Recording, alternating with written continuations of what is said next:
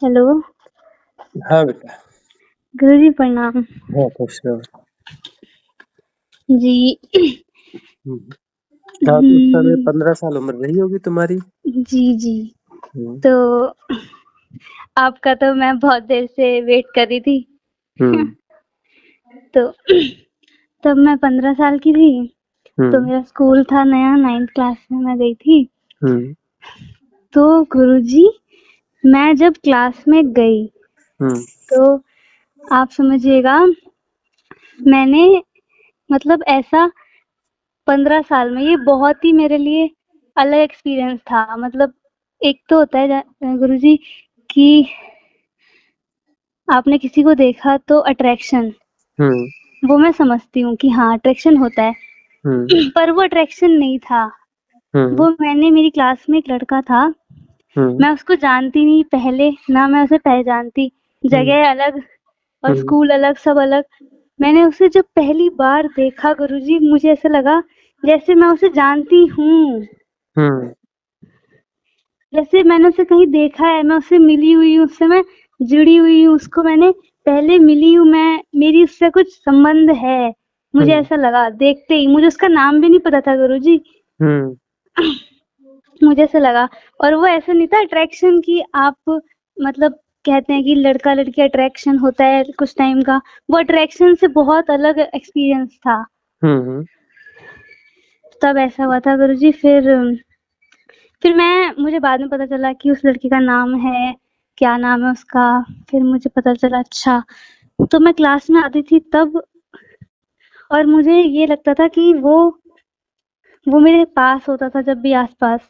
मुझे हम्म। लगता था कि कोई एनर्जी मेरे आसपास है, कोई हम्म। एनर्जी, मतलब उसका ऑरा, हम्म। कोई एनर्जी, पहचानी हुई एनर्जी, जानी पहचानी एनर्जी मेरे पास से गुजर रही है। हम्म। और ये मुझे कभी एक्सपीरियंस नहीं हुआ गुरुजी, कभी, ना आज तक हुआ, ना अभी हुआ, कभी नहीं हुआ। वो बहुत ही अलग चीज थी। हम्म। तो मैं क्लास में पढ़ने में अच्छी थी, वो भी पढ़ने में अच्छा था, वो टॉपर था क्लास का।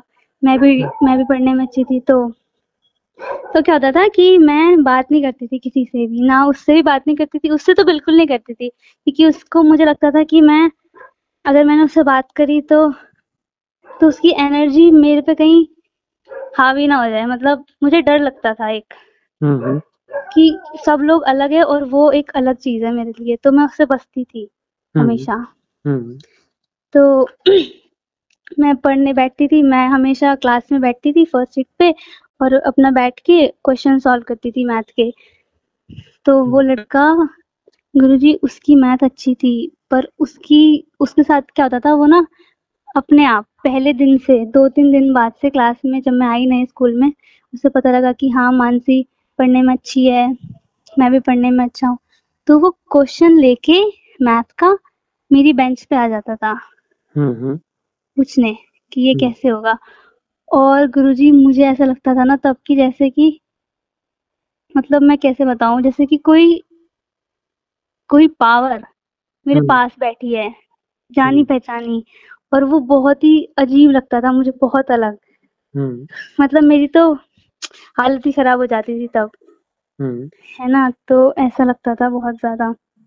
फिर क्वेश्चंस करते थे, फिर वो चला जाता था। कुछ दिन ऐसे ही चला कि वो क्वेश्चन करने आता था, क्वेश्चन करते थे, फिर चला जाता था। पर मैं उससे बात नहीं करती थी बिल्कुल भी, क्योंकि मुझे डर था उससे बात करने से।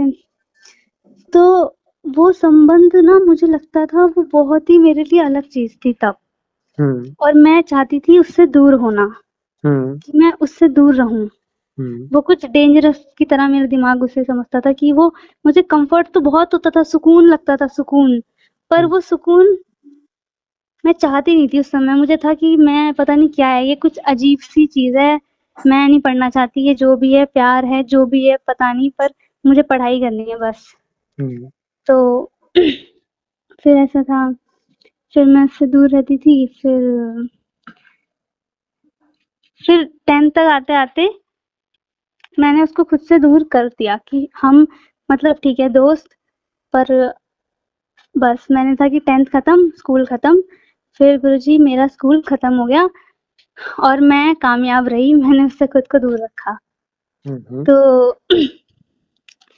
तो मतलब वो जो था ना वो टाइम 9th क्लास का, जब मैंने उसे पहली बार देखा था और मुझे वो संबंध फ़ील हुआ था, बहुत ही रेयर चीज़ थी वो मेरे लिए। फिर उसके बाद गुरुजी मैंने 11th-12th क्लास करी और जिस स्कूल से करी ना वो मैंने करी डमी, क्योंकि मुझे जेईई की तैयारी करनी थी तो मैंने डमी से करी थी। तो जो 12th क्लास में 11th में मैं स्कूल नहीं गई, 12th में मैं गई थी जब स्कूल, तो मैंने उस लड़के को, मुझे पता चला कि वो लड़का मेरी ही क्लास में है फिर से। फिर जब मैं दोबारा 12th क्लास में गई, फिर से गुरुजी फिर से वही सेम चीज़ होने लगी मेरे साथ, कि वो क्लास में जैसे ही एंट्री कर रहा है, वो जैसे ही आ रहा है, मेरी धड़कन ऐसे हो रही है, मुझे लग रहा है कि कोई एनर्जी जानी-पहचानी फिर से मेरे आस-पास चल रही है।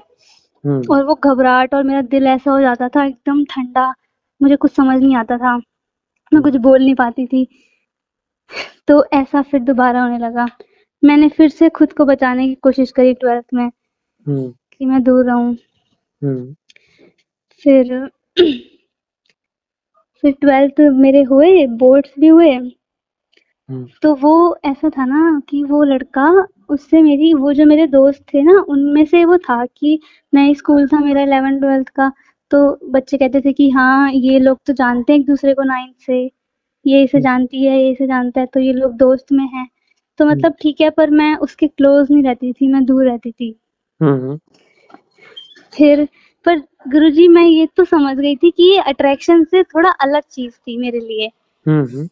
फिर उसके बाद मैंने बोर्ड्स के पेपर दिए और वो लड़का भी आईआईटी की तैयारी कर रहा था, मैं भी करती थी। तो फिर क्या होता है कि मेरे जो बोर्ड्स के पेपर थे ना, बोर्ड्स के पेपर के टाइम हम स्कूल से आते थे, तो हम लोग तो वैसे आते थे, पर उसके पापा आते थे उसे कार से लेने। तो वो उसने बोला कि तुम सब, सारे दोस्तों को बोला कि तुम सब मेरे साथ चलो, तुम्हारा घर भी पास में ही है। तो हम आते वक़्त उसके साथ आने लगे। जब मैं उसके साथ आती थी गुरुजी, मुझे ऐसा लगता था ना कि मैं कैसे बताऊँ, मेरे को ऐसा लगता था जैसे मेरे पास मेरी बहुत ही ज़्यादा मतलब अलग फ़ील होता था। जैसे कोशिश करती हूँ बताने की आपको। अ, कोई प्रीशियस चीज़ जैसे साथ में है।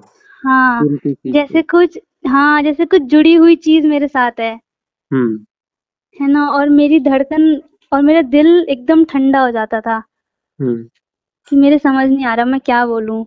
बाकी सारे दोस्त बात कर रहे हैं आपस में, वो मुझे भी बात करने की कोशिश कर रहे हैं, पर मेरे समझ नहीं आ रहा मैं क्या बोलूँ, क्या ना बोलूँ।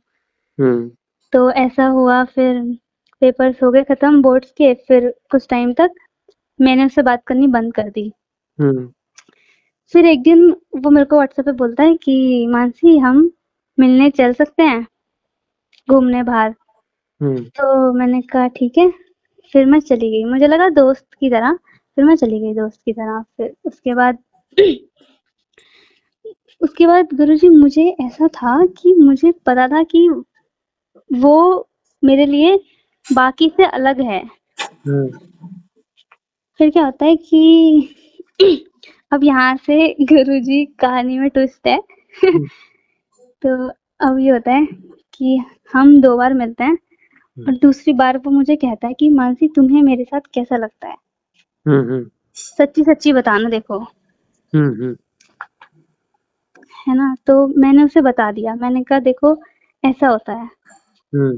फिर उसने मुझे बताया तब कि मेरे साथ भी 9th क्लास में तुम्हें याद है कि मैं तुम्हारे पास क्वेश्चन सॉल्व कराने आता था, तुम्हारे पास बैठता था, तुम्हें देखता भी था, तुमने नोटिस किया? मैंने कहा हाँ, देखते तो थे, वो देखता भी था मुझे। तो उसने कहा कि मैंने भी वो चीज़ एक्सपीरियंस करी थी, तभी मैं क्वेश्चन सॉल्व करने आता था, पर मुझे लगता था कि कहीं मैं चीप ना लगूँ, इसलिए फिर मैंने बंद कर दिया। फिर मैंने कहा अच्छा ऐसा था? उसने कहा हाँ। फिर उसके बाद गुरुजी हम रिलेशनशिप में आ गए। फिर कुछ टाइम 2 महीने 3 महीने तक रहा। फिर क्या होता है कि मेरे घर पे पता चल जाता है, भैया कहते हैं कि भैया की उससे बात होती है, फिर कुछ बात होती है, मतलब कुछ गड़बड़ हो जाती है फिर उस दिन। फिर वो क्या कहता है, वो ब्रेकअप कर लेता है। तो ब्रेकअप के बाद क्या होता है गुरुजी, अब यहाँ से सारी कहानी गड़बड़ यहाँ से शुरू हुई है। मतलब यहाँ से सारी सीरीज शुरू हुई है गड़बड़ की, कि मुझे लगने लगा है कि कुछ तो है जो मुझे आपसे बताना है, वो बातें यहाँ से होती है अब। तो अब क्या होता है कि मुझे हो जाता है बहुत ज़्यादा ट्रॉमा, क्योंकि मैं हूँ बहुत इमोशनल और मैं मतलब बहुत ज़्यादा सदमे में चली जाती हूँ कि ये क्या हुआ। फिर मैं बहुत ज़्यादा मतलब कुछ टाइम तक ऐसा होता है मेरे को कुछ समझ नहीं आता उस टाइम तो कि क्या हो गया। तो 2 महीने ऐसे बीतते हैं मेरे 2 साल की तरह, कि मैं हर दिन रो रही हूँ कि मतलब देखो गुरुजी, देखिए आप कि ना एक नॉर्मल रिलेशनशिप की तरह मैंने इसे नहीं समझा था। मेरे लिए वो एक स्पेशल चीज़ थी। तो फिर उसके बाद ऐसा होता है कि वो चला जाता है। 2 महीने तक हमारी कोई बात नहीं होती। मेरा फ़ोन चला जाता है, उसका कॉन्टैक्ट चला जाता है, वो ब्लॉक हो जाता है। तो फिर उसके बाद अब यहाँ से शुरू होता है गुरुजी, अब देखिए आप कि मुझे सपने नहीं आते थे कभी भी। मुझे 3, 4, 5 साल से सपने नहीं आए। मुझे सपने आते ही नहीं थे। और क्या होता है कि जब हम रिलेशनशिप में थे गुरुजी, तो जब उसने मेरे को बुलाया था बाहर मिलने और उसने बोला था, तब हम रिलेशनशिप में आए थे। तो रिलेशनशिप में आने के कुछ दिनों बाद ही वो मुझे कहता है कि मानसी, आज तुम मेरे सपने में आई। मैंने कहा अच्छा हाँ ठीक है आ गई होगी। फिर वो अगले दिन फिर कहते हैं मानसी, आज भी तुम मेरे सपने में आई। मैंने कहा ऐसा कैसे हो सकता है, रोज सपने में आ गई। मैंने कहा तुम आई हो सपने में, सच कह रहा हूँ मैं। फिर वो मुझे गुरुजी कहानी बताता है सपने की, कि कहानी क्या हुआ था सपने में। मैंने कहा बताओ क्या हुआ था। तो जो उसे पहला सपना आता है, मेरा पहला सपना, सबसे पहला सपना, वो मुझे बताता है कि पहले सपने में ऐसा हुआ था कि तुम मेरे साथ थी और तुम्हें कुछ हो गया, तुमने अपनी कॉन्शियसनेस लूज कर दी। तुमने अपनी कॉन्शियसनेस लूज कर दी, तुम गिरती चली गई एकदम। फिर मैंने तुम्हें पकड़ा, फिर मैं तुम्हें हॉस्पिटल लेके गया। और फिर मैंने तुम्हें हॉस्पिटल लेके गया, हॉस्पिटल मिल ही नहीं रहा था कोई। फिर एक हॉस्पिटल गए और उसने बोला कि यहाँ पे तो नहीं हो सकता इसका इलाज, आप दूसरे हॉस्पिटल जाओ। फिर मैं तुम्हें दूसरे हॉस्पिटल लेके गया। ये हुआ एक सपने में। फिर उसने मुझे अगले दिन बोला दोबारा कि सपना आया एक और। फिर मैंने बोला उस दिन क्या हुआ। फिर गुरुजी उसने वही वाला सपना उसका आगे चला, जो पहला आया था ना, वही आगे चला कि अब मैं हॉस्पिटल में पहुंच गई, दूसरे वाले हॉस्पिटल में। और वहां पे मेरा इलाज चल रहा है, वो बाहर बैठा है और कोई नहीं है मेरी फैमिली से आया हुआ। और फिर बाहर शादी हो रही है किसी की, हॉस्पिटल के बाहर बारात निकल रही है। तो वो जाता है, बारात को रोक देता है कि मानसी हॉस्पिटल में है, बारात बंद करो।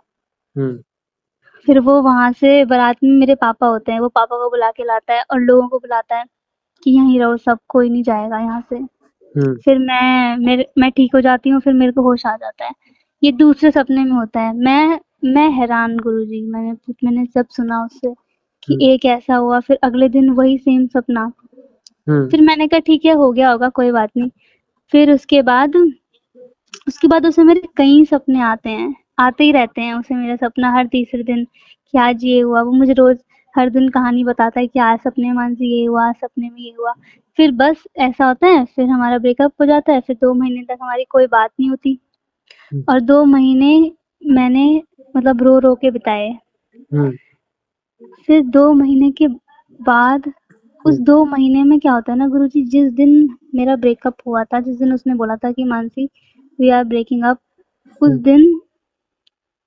उस दिन था संडे।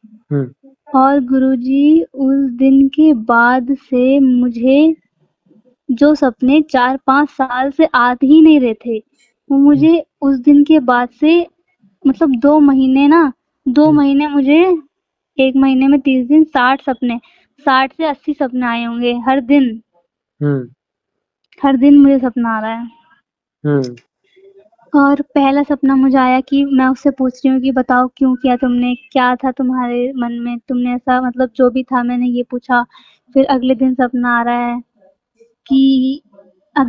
है कि वो मुझे फोन पे मैसेज कर रहा है कि मानसी मुझे तुमसे मिलना है, मुझे तुमसे बात करनी है, तुम्हें कुछ बहुत जरूरी बात बतानी है। और मेरा फ़ोन गुरुजी, मेरा फ़ोन मेरे घरवालों के पास था, तो वो उसे रिप्लाई कर रहे हैं, मेरे पास फ़ोन नहीं है। तो ये सपना मुझे तभी आया ब्रेकअप के टाइम। फिर मैंने मम्मी को बताया, मैंने कहा मम्मी मेरा फ़ोन तो दिला दो कम से कम आप, मुझे पता तो चले क्या चल रहा है। हम्म और ये सपना आ रहा है मुझे कि वो भैया से बात कर रहा है और उसे लग रहा है कि वो मुझसे बात कर रहा है। हम्म उसे मुझसे बात करने की ज़रूरत है, पर मैं उससे बात नहीं कर पा रही हूँ क्योंकि फ़ोन उसको लग रहा है कि मानसी रिप्लाई कर रही है, पर फ़ोन तो मेरे पास है ही नहीं। हम्म तो ये सपना आ रहा है मुझे। फिर ऐसे मतलब बहुत से सपने आ रहे हैं और उसके बाद एक दिन क्या होता है, मुझे सपना आता है कि वो मेरे घर के बाहर है हम्म और मैं बाहर खिड़की से देखती हूँ और वो गुरुजी मेरे घर के बाहर से गया बाइक से। हम्म मैंने कहा ये कैसे हो गया? हम्म फिर उसके बाद ऐसे बहुत से सपने और आए। एक तो मेरे को सब कहते हैं कि वो लड़का बेकार है, तुम गलत लड़के के चक्कर में फँस गई थी और वो ऐसा है, वैसा है।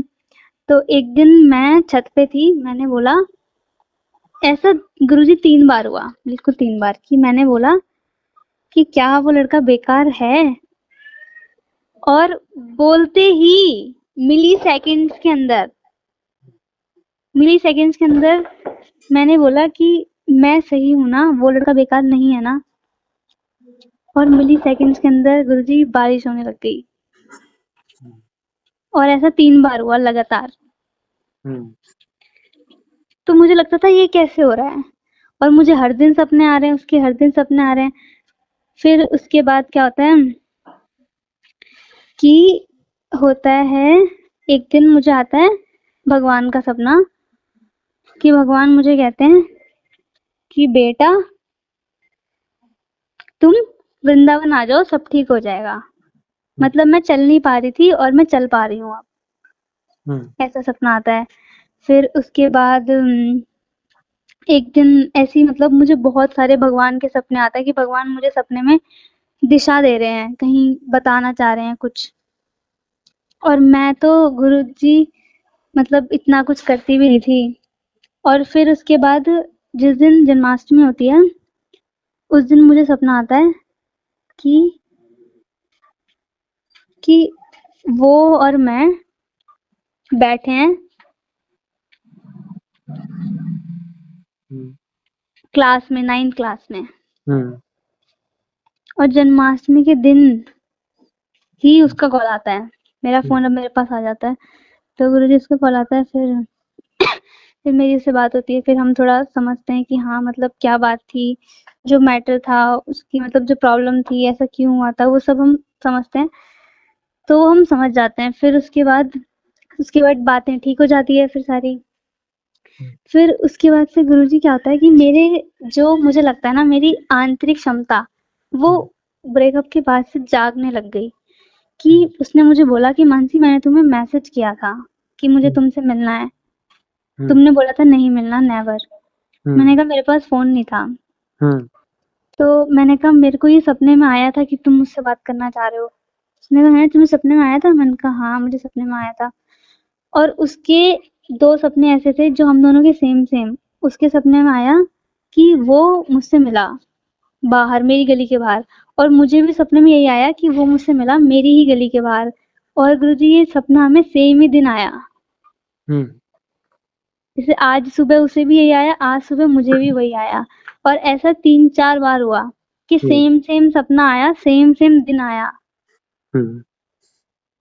फिर मैंने कहा ऐसा कैसे हो रहा है, ये मेरे कुछ समझ नहीं आ रहा। फिर उसके बाद से मतलब जन्माष्टमी के बाद से ऐसे कई सपने आ गए मुझे, जो मेरे सपने सच होते जा रहे हैं। हाँ। मुझे ऐसे बहुत सपने आ गए गुरुजी जो सच होते जा रहे हैं। पहले सपने में आया था कि भैया मेरे घर आए और वो उसी दिन घर आ गए जिस दिन मुझे सपना आया।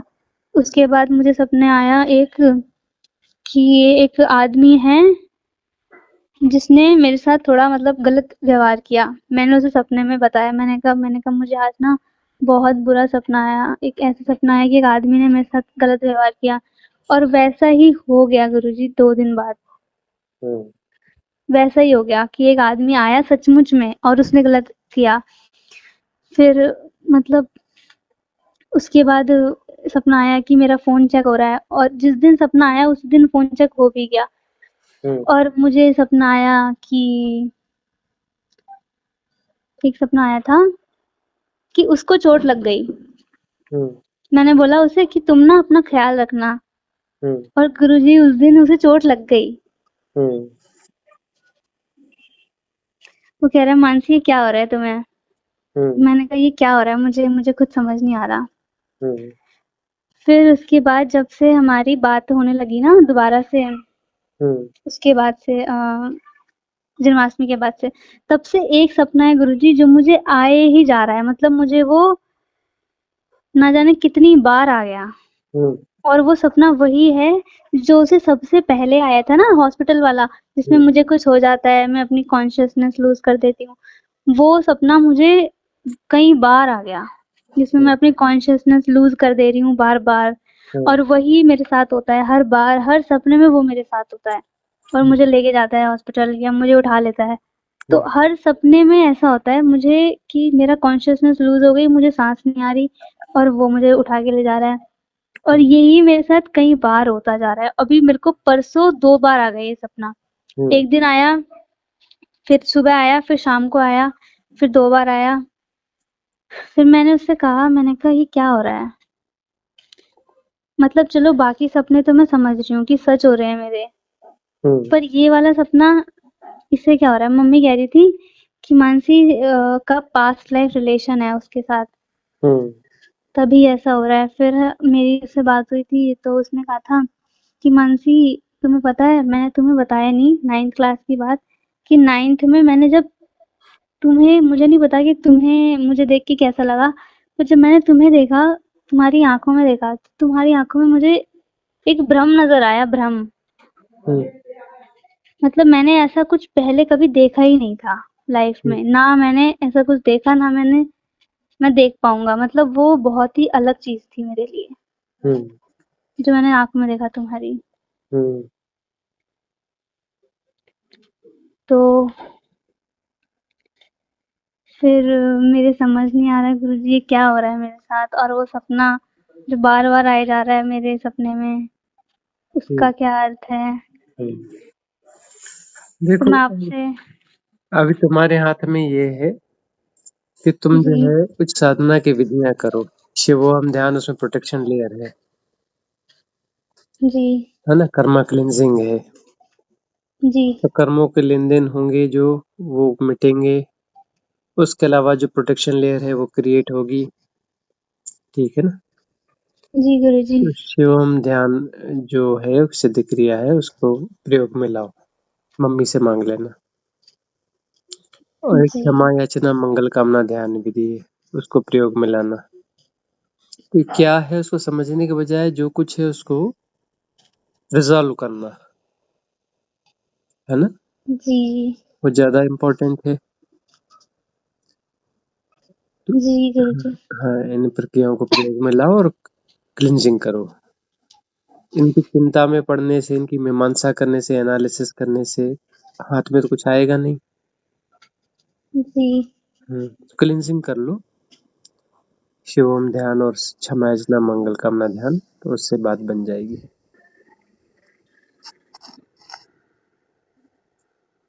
जी। तो गुरुजी इसका मतलब मम्मी जैसा कह रही थी कि पास्ट लाइफ पास्ट, रिलेशन तो होते ही है ना। तुम्हारी मम्मी के साथ भी पास्ट लाइफ रिलेशन है, तभी तो अपने यहाँ आई हो। कुछ ना कुछ रिलेशन है। तुम्हारा रिलेशन करोड़ों लोगों से, हुँ, करोड़ों लोगों से तुम्हारे रिलेशन रहे पास्ट लाइफ के, क्योंकि सब एक साथ जन्मे हैं। जो बिग बैंग हुआ उस बिग बैंग में सब एक साथ थे, जी, है ना। तो उस धारा में जो है अनेक बार इंटरेक्शन हुआ है, लोगों से हुँ, बार बार मिलना जुलना होता हुँ, है ना। तो संचित कर्म तो बहुत है ना। लेकिन जी, सभी कर्म को तो भोगा नहीं जा सकता, क्योंकि कुछ प्रारब्ध कर्म लेकर के आते हैं, है ना। और उन प्रारब्ध कर्मों में कुछ क्रियमाण होते हैं, मतलब जो अभी घट रहे हैं ये क्रियमाण है, बाकी प्रारब्ध है। तो जी, अब जो क्रियमाण है और जो प्रारब्ध है उसको जो है क्लीन करने के लिए ये विधियां हैं। इसके अलावा जो संचित कर्म है वह भी क्लीन हो जाएंगे।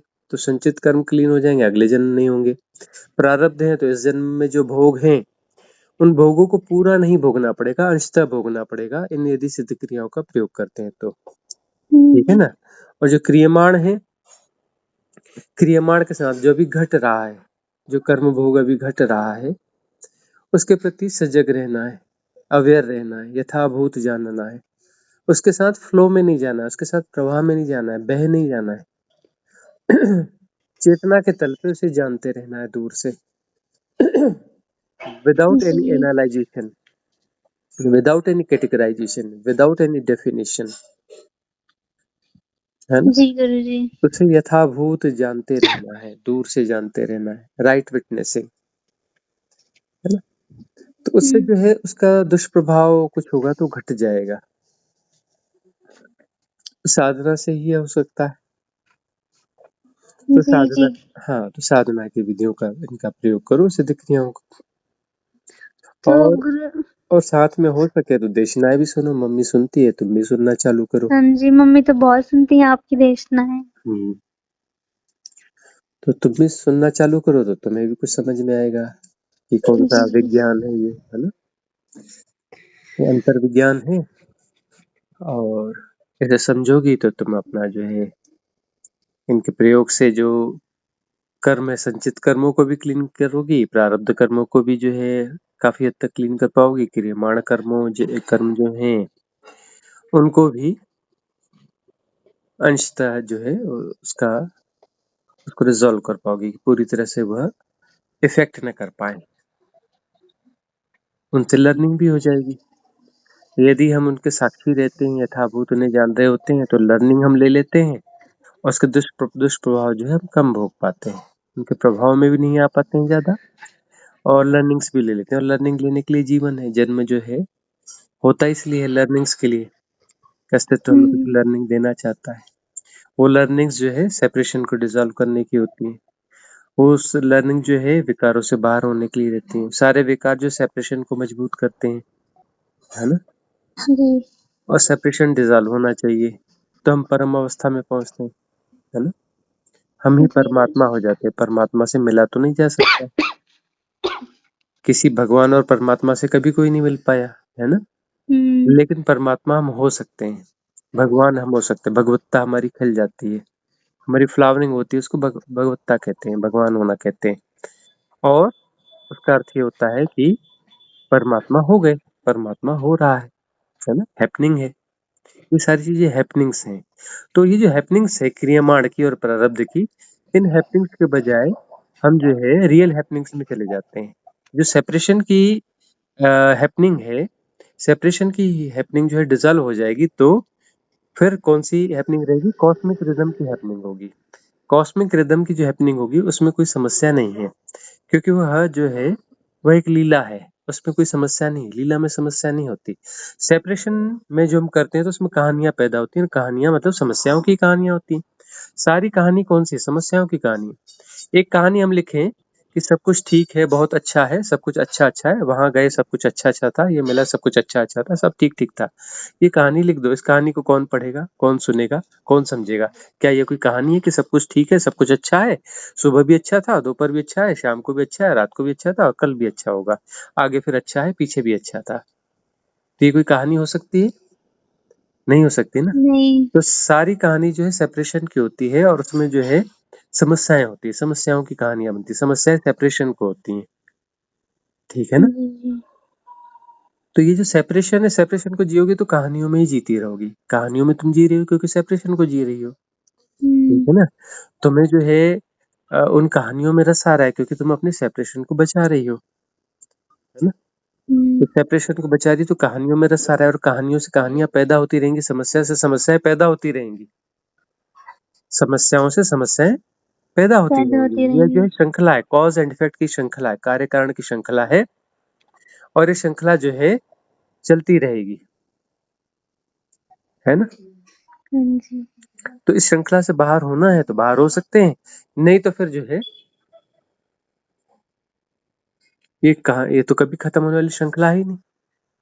आवागमन बार बार जो है जन्म होगा, बार बार कहानियों में गोल गोल घूमना होगा, गोल चक्कर में फंसना होगा, है ना। फिर स्कूल हाँ का जी। बस्ता उठाओगी, फिर आ जाओगी, फिर ए फॉर एप्पल, फिर बी फॉर बॉय, फिर वही कहानियां, है ना। हाँ जी। वही वही कहानियां जो है दोहराते रहे। कहानियां कोई नई नहीं होती है, लगभग वही वही कहानियां होती है, मेन स्क्रिप्ट सेम होती है, थोड़ा सा जो है परिवेश का अंतर आ जाता है। स्क्रिप्ट जो है सेम सेम स्क्रिप्ट रहती है, उसी का गोल गोल चक्कर चलता रहता है। जी। गुरुजी, हम्म। जो वो मरने का सपना आता है मुझे बार-बार, जो मुझे कई अब बार आ देखो गया। देखो देखो, मरने का सपना आता है कुछ, चलो ठीक है, कुछ है जो है प्रारब्ध है जो क्रियामाण में आएगा, तो क्रियामाण में आने के पहले उस कर्म को डिसॉल्व करने की कोशिश की जा सकती है, लेकिन परम स्वीकार के साथ कि जो होगा सो ठीक है। मरने का सपना आएगा तो मरना तो है ही है, सबने मरना है। कृष्ण भी मरे, राम भी मरे, बुद्ध भी मरे, महावीर भी मरे, है ना। तुम्हारे दादा भी मरे, दादी भी मरी, उसके उनके उनके परदादा भी मरे, परदादी भी मरी, है ना। हाँ नानी जी, पर नानियां रही होंगी, वो भी सब मरे होंगे, है ना। हाँ जी। है ना, सब मरेंगे, तुम भी मरोगी। ये है कि कभी कोई पहले कोई आगे और पीछे, है ना, उसका कोई मतलब नहीं होता। उस स्वप्न का कोई मतलब नहीं होता जिसमें कोई अपना 80 साल का मरा और कोई 20 साल का 25 साल का मर गया। अरे सपना है, उसमें मरना जो है, और ये भी सपना ही है।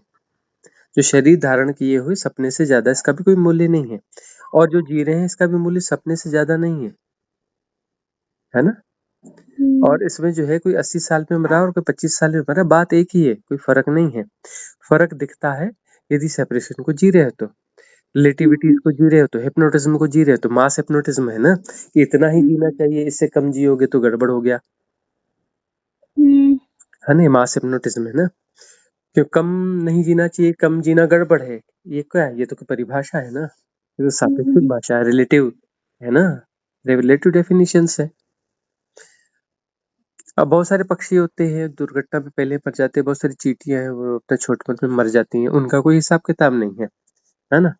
और हमें हुँ, जल्दी नहीं मरना चाहिए, हमें तो 70-80 साल की उम्र में मरना चाहिए। बूढ़े से भी पूछो तो उसमें ऐसा दिखता ही नहीं है कि वह मरने वाला है, वह तो ऐसे जी रहा है जैसे वह आगे तक जीता रहेगा, ठीक है ना। तो हुँ, सेपरेशन को जी रहा है, तो सेपरेशन को जी रहा है, इसमें मोहग्रस्त है, मोहग्रस्त है। तो अब जो है उस मोहग्रस्तता में उसे जो है चीजें समझ में नहीं आ रही हैं, यथाभूत हुँ, जानना नहीं हो रहा है। तो ये मोहग्रस्तता यानी हिप्नोटिज्म है। हिप्नोटिज्म डिजॉल्व हो जाएंगे, हिप्नोटिज्म यदि डिजॉल्व हो जाएंगे तो बाहर हो जाओगी, सारे हुँ, सेपरेशन से बाहर हो जाओगी, वही मुक्ति है। जी। गुरुजी, सपनों का अर्थ होता है ना? सपनों का अर्थ होता है, लेकिन अर्थ जो है सारे अर्थ किसी काम के नहीं रहते। तुम्हारी शिक्षा का कोई अर्थ होता है और अंत में ये अर्थ जो है निरर्थक साबित होता है। किसी ने पद पाया, प्रतिष्ठा पाई, जीवन पाया, मृत्यु पाई, सुख पाया, जो कुछ पाया, जब शरीर छोड़ते वक्त उसका कुछ भी नहीं रह जाता। शरीर छोड़ते वक्त सब शून्य हो जाता है, कोई मूल्य नहीं रह जाता उनका, जो भी बीता, ये सपना है। हुँ, जब मोहग्रस्त हो तो वो बड़ा मूल्यवान मालूम होता है, और जब अंत समय में जो है, अंत समय में जो है निर्मूल्य हो जाता है।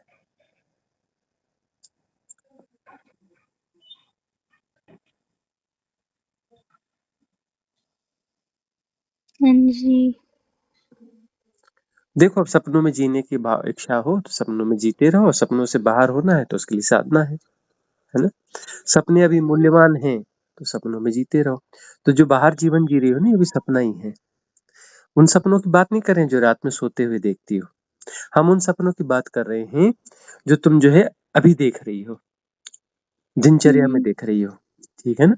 ये सारा जीवन सपना ही है। रात को देखते हो, सपने के भीतर सपना है। जो नींद में हुँ, देखती हो ना, वो सपने के भीतर सपना है। ये जो दिन में जो तुम देख रही हो ये सपना है, और जो रात में तुम देख रही हो वो सपने के भीतर का सपना है, हुँ, ठीक है ना।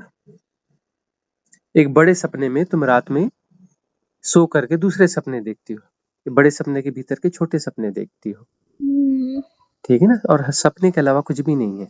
और सब बीत जाता है। सपने की गुणवत्ता क्या है? सपना उसे कहते हैं जो बीत जाता है।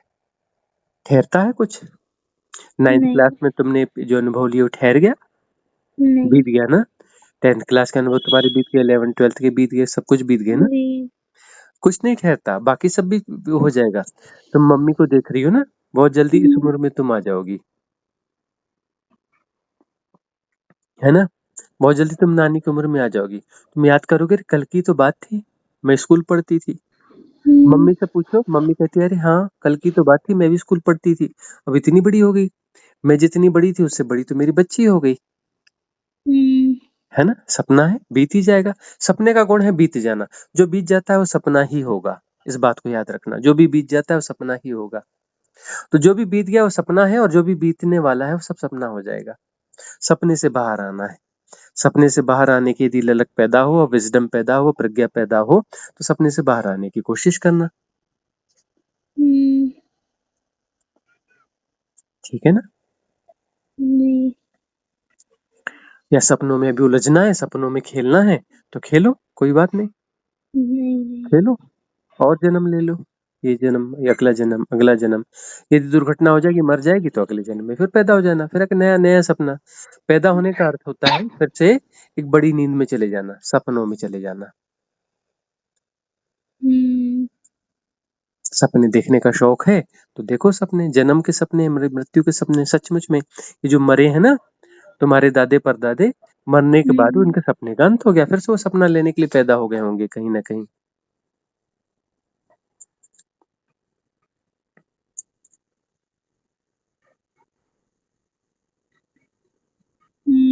सही कहा आपने गुरुजी, समझ गई मैं। जागना तो पड़ेगा। अब वो इंटेलिजेंस तुम इस उम्र में पैदा करती हो कि बड़ी उम्र में पैदा करती हो? बड़ी उम्र के लोगों में भी हमने देखा है कि सब में इंटेलिजेंस व राइट विजडम व प्रज्ञा तो पैदा होती नहीं दिखती है। वो तो हुँ, लाखों करोड़ों में किसी एक में ही पैदा होती दिखती है, बाकी सब तो गोल गोल झांसे में पड़े हुए हैं, है ना? हुँ, धर्म के नाम पे जो है रिचुअल्स करते हैं मंदिरों में, और कथा कहानियां सुन लेते हैं, है हुँ, ना?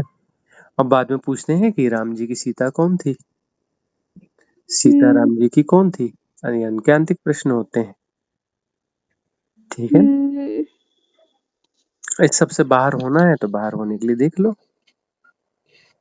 बाहर होने के लिए साधना करनी पड़ेगी। साधना है। साधना जो है सब किस्म के हिप्नोटिज्म को तोड़ने की प्रक्रिया है ना? फिर जैसे हम इन सपनों के बाहर जा सकते हैं, मतलब जो सपने सच हो रहे हैं उनको बदल सकते हैं। उनको बदलने का सवाल नहीं है, पूरे सपनों से, जीवन मृत्यु के सारे सपनों से बाहर होना है। जिन संबंधों को तुम सच समझती हो ना, सब सपना है, सच नहीं है। संबंध सच नहीं होते, सब संबंध जो है हिप्नोटिज्म है।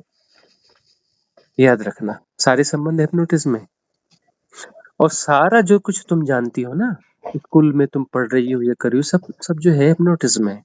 तुमने शब्द सुना होगा समाज, तुमने शब्द सुना होगा राष्ट्र, ये सब बड़े हिप्नोटिज्म हुँ, है ना? सब हिप्नोटिज्म के अलावा कुछ नहीं, मास हिप्नोटिज्म है। तो वो जो है उस उन झूठों को, उन सपनों को जो है लाखों करोड़ों लोग सच मानते हैं, अरबों लोग सच मानते हैं, तो मास हिप्नोटिज्म है। लेकिन है तो हिप्नोटिज्म ही ना। अब जो है किसी झूठ को 1 करोड़ लोग झूठ मानते हैं, या 100 करोड़ लोग झूठ मानते हैं, या 800 करोड़ लोग जो है, सॉरी, किसी झूठ को 100 करोड़ लोग सच मानते हैं या 800 करोड़ लोग सच मानते हैं झूठ को, तो 800 करोड़ लोगों के सच मानने से वह झूठ सच हो जाएगा क्या? नहीं नहीं। होगा ना। नहीं होगा ना। कितने हुँ, भी लोग उसे मान लें, उसमें कितना भी कुछ कहा सुना जाए, झूठ झूठ ही रहेगा, हाँ जी। है ना? तो इसको मास हिप्नोटिज्म कहते हैं। अब मास हिप्नोटिज्म जो है व्यवहारिक सत्य हो सकते हैं, है ना? बहुत सारे व्यवहारिक सत्य होते हैं, यूटिलिटेरियन फैक्ट होते हैं, तो ठीक है। अब हुँ, जो है करेंसी है, करेंसी क्या है? एक झूठ है ना, कागज का टुकड़ा है ना, हुँ, हुँ, लेकिन वो जो है क्या है? व्यवहारिक सत्य है, यूटिलिटेरियन फैक्ट है।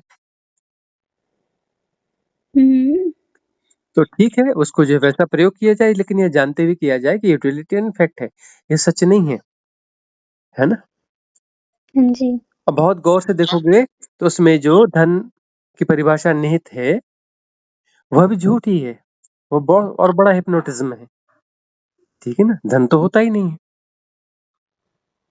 है ना? हुँ, होता ही नहीं है। अब तुम कहती हो कि यह पेड़ है, तुम यह कहती हो कि यह आम का पेड़ है, तुम यह कहती हो कि यह केसर आम का पेड़ है, तुम यह कहती हो कि मीठे केसर आम का पेड़ है। मल्टी लेयर हिप्नोटिज्म है। यूटिलिटेरियन फैक्ट है, होना चाहिए, दुनिया चलाने के लिए जरूरी है, काम चलाने के लिए जरूरी है ना? हुँ, अब वह जो है मीठे केसर आम का पेड़ नहीं है, वह केसर आम का पेड़ नहीं है, वह आम का पेड़ नहीं है, वह पेड़ भी नहीं है। ये तुम्हारा हिप्नोटिज्म है। अलग अलग हिप्नोटिज्म है और मास हिप्नोटिज्म है। यह जो है सबसे पूछोगे तो सब यही कहेंगे कि यह पेड़ है, यह जो है आम का पेड़ है, केसर आम का पेड़ है, और हाँ यह मीठा है, लोग कहते हैं खाने वाले। ये तो हिप्नोटिज्म है ना? हाँ जी। ये हिप्नोटिज्म है। कुछ ऐसे हिप्नोटिज्म होते हैं जो जिनको जो है जिया जाता है, उन हिप्नोटिज्म को जिया जाता है और इन हिप्नोटिज्म का मजा लिया जाता है, लेकिन है हिप्नोटिज्म ही। मीठा है, कड़वा है, खारा है, स्वाद है, अलग अलग स्वाद है, अलग अलग स्वाद है। यह जो है कुछ बड़े स्तर के हिप्नोटिज्म है। ठीक है ना? हाँ जी। एक्चुअली जो है मीठा, कड़वा, खारा ये सब होता ही नहीं है ना? चाय बड़ी स्वादिष्ट होती है ना? कोई आदमी चाय पीता ही नहीं, उसको पहली बार चाय पिलाओ, बोलेगा अरे क्या कैसे विचित्र सा स्वाद है। किसी को कॉफी पिलाओ, जो पहली बार कॉफी पिलाओ, कुछ लोग ब्लैक कॉफी के एडिक्ट होते हैं, ब्लैक कॉफी पीते हैं। किसी न पीने वाले को पिलाओ, वो थू थू करेगा, बोले क्या पीते हैं, है ना? शराब पीते हैं लोग, शराब पीने वाले कहते हैं कि दुनिया में से अच्छी कोई चीज ही नहीं है ना? कहीं से भी धन जुगाड़ करके, कुछ भी करके, उल्टा सीधा बेच करके भी लोग शराब पीते हैं ना? हुँ, और जो है किसी शराब न पीने वाले को पिला दो शराब, शराब न पीने वाले को शराब पिला दो, हुँ, तो कहेगा, थू थू करेगा, अरे क्या बेवकूफ हो, कैसे क्या चीज पीते हुए, कड़वी कड़वी। हुँ, हुँ, सब हिप्नोटिज्म है ना? कड़वा, मीठा, खारा, यह वह सब कुछ, सारे संबंध, सारा संसार। संसार क्या है? वो हिप्नोटिज्म का जोड़ है, मल्टीपल हिप्नोटिज्म है, छोटे से लेके बड़े तक। उनको जो है हम सत्य मानकर जी रहे हैं, सत्य मानकर जी रहे हैं, सत्य जानकर नहीं जी रहे हैं, सत्य मानकर जी रहे हैं। मान्यता है, धारणा है, माना गया है, जाना नहीं गया है। जानोगे तो जानने के लिए अवेयरनेस चाहिए ना, होश चाहिए ना। मानने के लिए तो बस बेहोशी चाहिए। उस लोगों ने कहा मान लिया, स्कूल में पढ़ाया मान लिया, कहीं से रट्टा लग गया मान लिया। जाना नहीं ना, अपनी चेतना से नहीं जाना ना, अपनी चेतना से जानो तो बात बनेगी। चेतना से जब जानना होगा तो फिर उसकी कोई परिभाषा नहीं होती। तुम कहते हो ये चांद है, तुम देखते ही रिएक्ट कर देती हो, परिभाषा देती हो ये चांद है। वह चांद नहीं है, वह चांद नहीं है।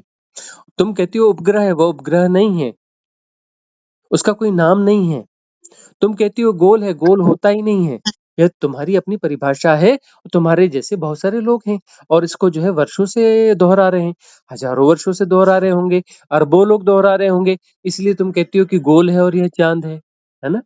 हुँ, चांद से पूछो उसका नाम क्या है, चांद कोई जवाब देगा, नहीं देगा। क्योंकि उसका नाम चांद है ही नहीं, हुँ, और वह गोल है ही नहीं, और वह उपग्रह है ही नहीं। ये सब तुम्हारी परिभाषाएं हैं या तुम्हारे जैसे करोड़ों अरबों लोगों की परिभाषाएं हैं। उन्होंने अपने व्यवहारिक सत्य के लिए, अपने यूटिलिटेरियन फैक्ट के लिए, काम चलाने के लिए कुछ जो है चीजें बना ली हैं, है ना? हुँ, ये सब हिप्नोटिज्म है। हिप्नोटिज्म से तुम जो है अपने सेपरेशन को जी रही हो। बहुत सारे हिप्नोटिज्म का जोड़ जो है सेपरेशन है। सेपरेशन वैसे होता ही नहीं, हिप्नोटिज्म टूट जाए तो सेपरेशन तो होता ही नहीं है। वही है एक ही है, टूटा टूटा कुछ है ही नहीं, है ना? चांद हुँ, अलग और सूरज अलग और हम अलग और यह अलग, ऐसा कुछ होता ही नहीं, और है कुछ भी नहीं। तुम ठहराती हो ना कि यह चांद है, यह पेड़ है, या ऐसा है, या प्यार है, या ये संबंध है, या माता है, या पिता है, या धन है, या दुनिया है, या शहर है, या देश है, या राष्ट्र है ना, या धरती है। ये ठहराई हुई चीजें है ना, और ठहरा हुआ कुछ है नहीं। ठहरा हुआ कुछ है? कुछ नहीं। ठहरा होता है? उतर के देखो, एक पत्थर उठाओ, तुम्हें लगता है ठहरा हुआ है, अरे उसके भीतर जाके देखो, मॉलिक्यूलर स्ट्रक्चर में जाओ, इलेक्ट्रॉन, प्रोटॉन, न्यूट्रॉन मिलेंगे और सब अपना जो है इलेक्ट्रॉन की गति देखो, तुम आश्चर्यचकित हो जाओगी। इटसेल्फ जो मॉलिक्यूलर है उसके भीतर जाकर देखो वाइब्रेशंस हैं, वो मैटर है ही नहीं, पुद्गल है ही नहीं, मैटर नहीं है, वो वाइब्रेशंस हैं, क्वार्क है ना। वह जो प्रकंपन मात्र है, वेवलेंथ है, उस वेवलेंथ में एनर्जी के वाइब्रेशंस हैं। पदार्थ है ही नहीं, होता ही नहीं पदार्थ, हो रहा है, पत्थर है नहीं, हो रहा है। तुम्हें लग रहा है ठहरा हुआ, तो तुम्हारी आंखों का भ्रम है ना, तुम्हारी आंखों की क्षमता छोटी है, तुम्हें पत्थर ठहरा हुआ दिखता है, तुम भीतर से अपनी धारणा से उसे ठहरा रही हो। और जानने वाले जानते हैं कि वो ठहरा हुआ नहीं है, उसके भीतर प्रवाह है, मॉलिक्यूलर स्ट्रक्चर का जोड़ है, पत्थर कुछ होता नहीं, उसके अंदर जो है अरबों खरबों जो है कण है, छोटे छोटे सूक्ष्म कण है, और कण वस्तुतः कण नहीं है, वो सब ऊर्जाओं का खेल है, वो सब ऊर्जा का वाइब्रेशन है, सब हो रहा है, एक साथ हो रहा है, पत्थर और पेड़ और चींटी और मनुष्य और धरती और सूरज और चांद और गैलेक्सी, यूनिवर्स, मल्टीवर्स, सब एक साथ हो रहा है, अलग अलग कुछ नहीं हो रहा है, पूरा डायमेंशन एक साथ हो रहा है, एक साथ हो रहा है कुछ भी नहीं, हो रहा है, हैपनिंग्स है, ठहरी हुई कोई चीज होती नहीं है। या कुछ चीज ठहराने की कोशिश करना मूर्खता है, हिप्नोटिज्म है, मान्यता है, धारणा है, झूठ है। धारणा झूठ होती है क्योंकि धारणा ठहराने की कोशिश होती है, धारणा ठहराने की कोशिश होती है, डेफिनिशंस होती हैं, डेफिनिशन झूठ होती है। डेफिनिशन यानी हम ठहरी हुई चीज की बात कर रहे हैं कि यह ऐसा ऐसा है, और ऐसा कुछ होता नहीं है, ठहरा हुआ कुछ होता नहीं है। तो सारी डेफिनेशन झूठ है, झूठ है इन द सेंस व्यवहारिक सत्य हो सकते हैं, यूटिलिटियन फैक्ट हो सकते हैं, दुनिया चलाने के लिए जरूरी है। ऐसे जो है बड़े बड़े झूठ भी हैं, टाइम एंड स्पेस, जन्म और मृत्यु, देश काल, ये जो है मेजर इन्फ्लुएंसेस हैं, महत झूठ हैं, बड़े झूठ हैं, जिससे संसार चलता है। ये सब भी सच नहीं है। यदि ठहरो, तुम तुम ठहरो, तुम ठहराना छोड़ो, तुम ठहरो, तो दृष्टि पैदा होगी, दृष्टिकोण विसर्जित होंगे, व्यूज जाएंगे, है ना, परम प्रज्ञा, राइट इंटेलिजेंस ग्रो होगी, है ना। देखना, तब पहली बार देखना घटेगा, उस देखने में सारे हिप्नोटिज्म विड्रॉ हो जाएंगे, सारा जो सेपरेशन के आधार हैं सारे विदा हो जाएंगे। सेपरेशन कुछ है ही नहीं, अहम कुछ है ही नहीं, मैं कुछ होता ही नहीं है, ठहरा हुआ कुछ है ही नहीं, सब प्रवाह मात्र है, हो रहा है, सब एक साथ हो रहा है, अलग अलग नहीं हो रहा। पेड़ अलग हो रहा है, चींटी अलग हो रही है, कुर्सी अलग हो रही है, मेज अलग हो रहा है, मकान अलग हो रहा है, ऐसा नहीं है, सब एक साथ हो रहे होते हैं, अलग अलग कभी कुछ नहीं हुआ, है ना। तो कहीं भगवान है, कोई परमात्मा है, वो होता ही नहीं, कोई भगवान और परमात्मा, सब हो रहा है, जो हो रहा है यही परमात्मा है। अलग से परमात्मा नहीं होता, कोई ऑफिस खोल के बैठा है और दुनिया चला रहा है ऑफिस में बैठ करके, है ना। कोई इसने ऑफिस बनवाया, एल एन टी कंपनी को ठेका दे करके, टाटा की चादर लगवा करके, उसका सरिया लगवा के और एशियन पेंट का पेंट लगवा करके ऑफिस खोल करके बैठा है। माइक्रोसॉफ्ट के जो है अपना वो जो है यूज करता है सॉफ्टवेयर, और वो अपने बाबू भर्ती करके और हजार हाथों से दुनिया चला रहा है। ऐसा नहीं होता, हजार हाथों से म्युनिसिपल कॉर्पोरेशन भी नहीं चलता, उसमें भी लाख हाथ लगते हैं, तो हजार हाथों से दुनिया कैसे चलेगी। चल सकता है हजार हाथ से, दुनिया चल सकती है हजार हाथ से। नहीं एक तुम्हारा अपना जो है म्युनिसिपल कॉर्पोरेशन दिल्ली का, उसके लिए लाखों हाथ लगते हैं। तो कोई परमात्मा ऐसा है नहीं, हो रहा है, सब कुछ हो रहा है, एवरीथिंग, एवरीथिंग एक ही है। एवरीथिंग बोलने में भाषा की भूल है, एवरीथिंग का मतलब सब अलग अलग है, ये हम मान के बैठे हैं ना। एवरीथिंग का मतलब ही तो भाषा, कमजोर भाषा है ना। हम्म सब कुछ बोल रहे हैं मतलब हम अलग अलग मान के बैठ रहे हैं ना, भाषा में नहीं आता ना। तो सब एक साथ हो रहा है, हो रहा है ना, एवरीथिंग इज हैपनिंग, है ना, साइमल्टेनियसली, एक साथ हो रहा है कुछ भी नहीं। है के चक्कर में फंसोगी, हिप्नोटिज्म में फंसोगी, तो कहानियों में उलझ जाओगी, और कहानियां गोल गोल चक्कर है, सारी कहानी गोल गोल चक्कर है, जीवन मृत्यु के गोल चक्कर है। तुम इस जन्म में वही करिए जो तुमने पिछले जन्म में किए थे, जो कर्म तुमने पिछले जन्म में किए थे, जो कहानियां तुमने बनाई और जी, उन कहानियों को तुम इस जन्म में भी जीना चाहती हो, है ना, उन्हीं को दोहराओगी तुम, जो तुमने पिछले जन्मों में दोहराया तुम वही दोहराओगे, तुम इससे बाहर नहीं जा सकती। और तुम्हें लग रहा है कि तुम्हारा जीवन नया है, कुछ नया घट रहा है और तुम कुछ नया कर रही हो। नया कोई कुछ नहीं करता है, वही करता है जिसने पिछले जन्म में किया था। गोल-गोल चक्कर के अलावा कुछ और नहीं है। हुँ। अब तुम्हें तय करना है किन गोल-गोल चक्करों में फँसना है, किन गोल चक्करों से बाहर निकलना है। गोल चक्कर से बाहर निकलने का रास्ता है साधना। साधना से यह दृष्टि, ये सम्यक दृष्टि पैदा होती है, दृष्टा बनते हो। गोल चक्करों को देख पाते हो, फिर साक्षी होते हो। साक्षी में तुम जो है कि कोई पक्ष विपक्ष में नहीं रहते हो। और गुरुजी ये जो सपने सच हो रहे हैं इनका? तो ये ठीक है ना, ऐसी ये तो बहुत छोटी-मोटी बातें हैं। बहुत छोटी-मोटी बातें हैं। यह जो है क्षमताएँ भीतर होती ही हैं, हुँ। है ना? सारी क्षमताएँ भीतर होती हैं। ये जो 5 सेंसेस तुम जानती हो, 5 इंद्रियाँ जानती हो, छठी इंद्री भी तो है, सिक्स्थ हुँ, सेंस हुँ। भी तो है। तो सिक्स्थ सेंस एक्टिवेट हो गया। साधना में जाओगी तो ऐसे 1000 सेंसेस एक्टिवेट होंगे। बहुत सारे अनुभव आएँगे, बहुत सारे चमत्कार घटेंगे। फँसना उनमें भी नहीं है। अनुभव ठीक है, साधना में थोड़ा भरोसा बढ़ता है, लेकिन अनुभव के भी पार जाना होता है, सबके पार निकलना होता है। ठीक है ना? जी। साधना में जाओगी तो ऐसे हजार-हजार मिरेकल्स घटेंगे और मेरे किसी भी मिरेकल में नहीं फँसना। सिद्धियाँ आएँगी, बड़ी-बड़ी सिद्धियाँ आ जाएँगी, उसमें फँस जाते हैं। ऋषि मुनि, योगी फँस जाते हैं, भ्रष्ट हो जाते हैं, पतित हो जाते हैं, गिर जाते हैं गड्ढों में, है ना? हुँ। हुँ?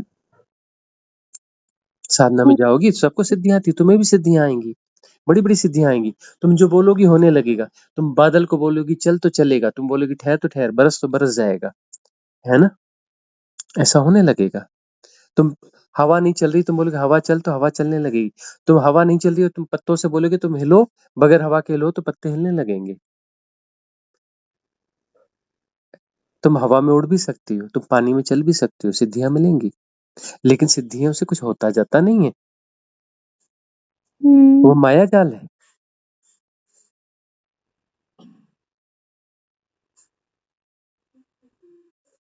हाँ जी।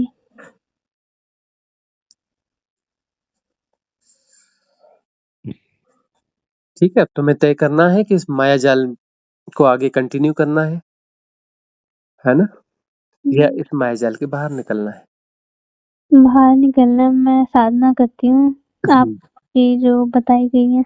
हाँ, और जो देशना आती है रोज़ उसको सुनो, पुरानी देशना है, 1100 के लगभग वीडियोज़ हैं, है ना? उन्हें जी। सुनो, 100 के लगभग सिद्ध क्रियाएँ हैं, उनका प्रयोग करो। तो राइट अंडरस्टैंडिंग पैदा होगी, राइट इंटेलिजेंस पैदा होगी। अभी जो हम अपने आप को इंटेलिजेंट समझते हैं, ये इंटेलिजेंस ही नहीं है, इन्फॉर्मेशंस हैं। टू मच इन्फॉर्मेशंस हैं, लेकिन कितनी भी इन्फॉर्मेशंस हो, इंटेलिजेंस का जगह नहीं ले सकती। इंटेलिजेंस डिफरेंट चीज़ है। इन्फॉर्मेशंस जो हैं, इनका कलेक्शन ज्ञान नहीं होता। उपनिषद और शास्त्र किसी ने रट लिया या विज्ञान की किताबें रट ली या फिजिक्स या केमिस्ट्री का कोई मास्टर हो गया, मैथमेटिक्स का एक्सपर्ट हो गया, रामानुजन हो गया, आइंस्टीन हो गया, तो यह सब जो है, यह ज्ञान नहीं है, इन्फॉर्मेशंस हैं। हुँ। ठीक है ना? हाँ जी। और जी, पूरे गुरुदेव। युवा जो है फँस रहे हैं ना इन्फॉर्मेशंस को जो है, उसको ज्ञान मान करके फँस रहे हैं, उसको नॉलेज मान रहे हैं, हुँ, इन्फॉर्मेशंस को। और जो है उनको बस दोहरा-दोहरा के अपने आप को सुपीरियर समझ रहे हैं और अपने जो है, अपने सेपरेशन को और मजबूत कर रहे हैं, गोल-गोल चक्कर को तेज कर रहे हैं, उलझ रहे हैं, पुलझ रहे हैं, जीवन को गँवा रहे हैं, व्यर्थ कर रहे हैं। हुँ।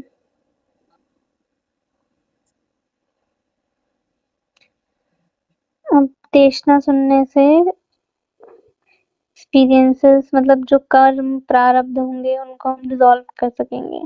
हाँ, उसके लिए ये देशना भी और सिद्ध क्रियाएँ भी। सिद्ध क्रियाएँ हैं, डिसॉल्व योर कर्मास करके हैं, डिसॉल्व योर मैट्रिक्स, मस्तिष्क की सफाई, 10 दिसंबर वाला ध्यान, शिवोहम, संपूर्ण ध्यान, परिपूर्ण ध्यान, है हुँ, ना? थ्रू योर सेपरेशन, नाभि केंद्र का ध्यान है ना? हुँ, ऐसे बहुत सारे ध्यान विधि हैं, 100 के लगभग हैं सिद्ध क्रियाएँ। इनका प्रयोग करो, चाह का विसर्जन, क्षमा हुँ, याचना, मंगल कामना। हुँ। जी, गुरुदेव। बहुत-बहुत धन्यवाद आपका। आपने मेरा मार्गदर्शन किया। बहुत-बहुत धन्यवाद गुरुदेव। इस उम्र में यदि ये ज़रा चुन लेती हो, तुम्हारे पास ऊर्जा है, तुम जो है साधना की परिपूर्णता तक पहुँच सकती हो, है ना? बुढ़ापे में यदि कोई साधना करता है ना, वो सब अपने आप को धोखा दे रहे होते हैं। हाँ जी। हाँ, उनके पास ऊर्जा बचती नहीं है। साधना ऐसी साधना होती है जो कि परिपूर्णता तक नहीं पहुँचती। हुँ। और ये याद रखना कि साधना के नाम पर जो बहुत सारे लोग साधना कर रहे हैं, हुँ। उसमें से 99% से ज़्यादा लोग अपने आप को धोखा दे रहे होते हैं, सम्यक साधना में नहीं होते हैं। हुँ। और देशना के नाम पर जो दुनिया में बहुत कुछ फैला हुआ है, उसमें भी 99% कचरा है, स्पिरिचुअल गार्बेज है।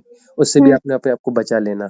बहुत सुंदर तरीके से बता रहे होते हैं, बहुत बड़ी-बड़ी बातें बोल रहे होते हैं, लेकिन सब गार्बेज हुँ। है, स्पिरिचुअल गार्बेज है। हुँ। उससे भी अपने आप को बचा लेना। हाँ जी। ठीक है? जी गुरुजी। हुँ। प्रणाम गुरुजी, बहुत-बहुत धन्यवाद आपका अपना अमूल्य समय मेरे साथ व्यतीत करने के लिए। ठीक, मंगल हो, कल्याण हो।